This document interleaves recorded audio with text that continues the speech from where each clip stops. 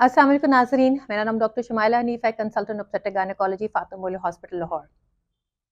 कई दफ़ा क्लिनिक में ऐसी पेशेंट्स आते हैं जो इस ख्वाहिश रखते हैं कि उनकी ट्विन प्रेगनेंसी हो जाए। तो आज हम वीडियो में बात करेंगे कि किस औरत के नेचुरली चांस हैं कि उनकी ट्विन प्रेगनेंसी हो जाए और क्या ऐसी कोई ड्रग्स अवेलेबल हैं जिनसे उनके ट्विन्स होने के चांस बढ़ जाए और क्या दिए जा सकते हैं, हर पेशेंट को क्या रिकमेंड की जा सकती है, इसके बारे में आज हम बात करेंगे।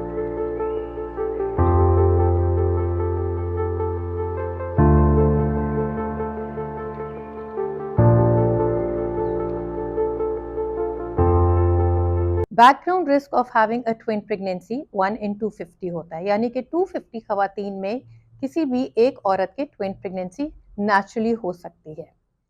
इसके बाद हम समझते हैं कि ट्विन्स किस टाइप के होते हैं। ये दो टाइप ऑफ ट्विन्स होते हैं, एक को हम आइडेंटिकल ट्विन्स कहते हैं, एक को हम नॉन आइडेंटिकल ट्विन्स कहते हैं। आइडेंटिकल ट्विन्स का मतलब ये है कि जब एक फर्टिलाइजेशन हो जाती है, एक बेबी बन जाता है, तो बिल्कुल ही अर्ली डेज जब फर्टिलाइजेशन होती है तो वो जो फर्टिलाइज्ड एग है वो दो हिस्सों में डिवाइड हो जाता है और दो इंडिविजुअल प्रेगनेंसीज या दो इंडिविजुअल बेबीज ग्रो करने लग जाते हैं। ये जेनेटिक इनका मटेरियल एक ही होता है, इनकी शक्ल भी एक होती है और इनका सेक्स भी एक होता है, यानी कि दोनों गर्ल्स हो सकती हैं या दोनों बॉयज हो सकते हैं। ये जो टाइप ऑफ ट्विन है जिसको हम आइडेंटिकल ट्विन कहते हैं, ये लेस कॉमन है as compared to non identical twins. अब किस खातून का क्यों चांस है कि उसके आइडेंटिकल ट्विन्स होने का चांस क्यों बढ़ जाता है, इसके कोई साइंस ने अभी डिटेल नहीं पता चल सकी कि क्यों किसी के आइडेंटिकल ट्विन्स होने का चांस ज़्यादा है। ये समझा गया है कि हो सकता है कि कभी किसी फैमिली में कोई जीन ऐसा हो जिसमें आइडेंटिकल ट्विन्स होने का चांस बढ़ जाता है, पर अभी ऐसा कोई जीन डायग्नोज भी नहीं हुआ। ये भी देखने में आया है कि वो खवातीन जिनको फर्टिलिटी ड्रग्स के तौर पे क्लोमिफेन सिट्रेट दी जाती है, कभी कभी इनका थोड़ा सा incidence of having identical twin बढ़ जाता है। इसी तरह वो खवातीन जो कि फर्टिलिटी ट्रीटमेंट से गुजर रहे हैं और उनकी प्रेगनेंसी टेस्ट ट्यूब बेबी की तरीके से ठहरी है, उसमें भी थोड़ा सा chance of having identical twin बढ़ जाता है। अब जो दूसरा ग्रुप ऑफ ट्विन्स हैं उनको हम नॉन आइडेंटिकल ट्विन कहते हैं या कि फ्रेटर्नल ट्विन्स कहते हैं।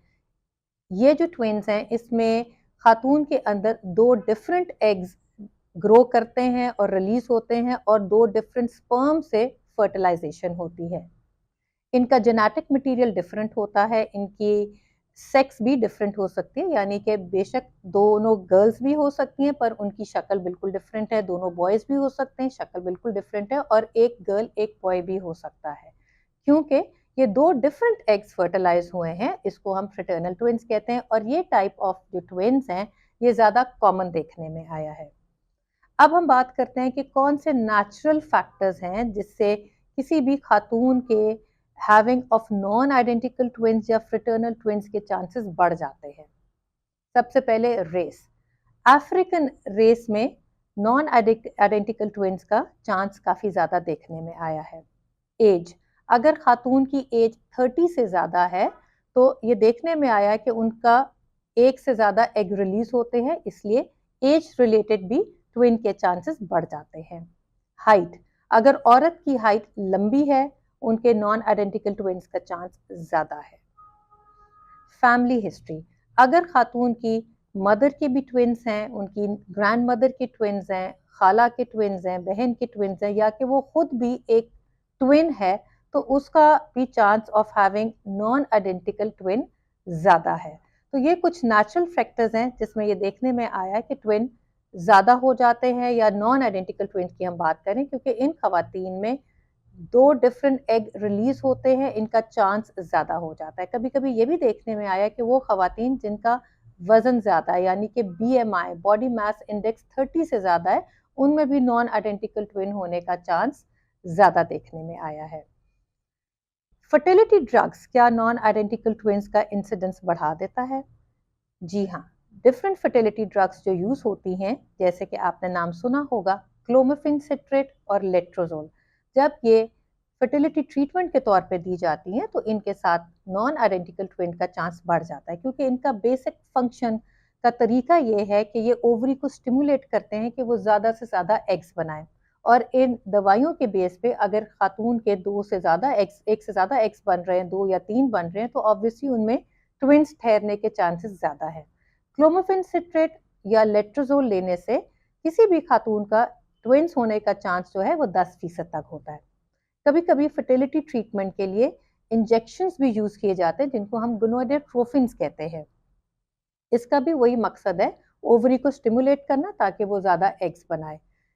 गोनाडोट्रोफिन्स लेने के बाद खातून का ऑफ हैविंग ट्विंस का चांस 25 से 30% हो जाता है। ग्लूकोफेज या मेटफॉर्मिन हम एक नाम की दवाई है जो कि पॉलीसिस्टिक ओवेरियन डिजीज में दी जाती है।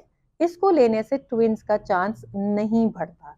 तो सिर्फ क्लोमिफेन सिट्रेट, लेट्रोजोल या जो इंजेक्टेबल फॉर्म में गोनाडोट्रोफिन्स दी जाती हैं, इनसे ही ट्विन ठहरने का चांस बढ़ जाता है।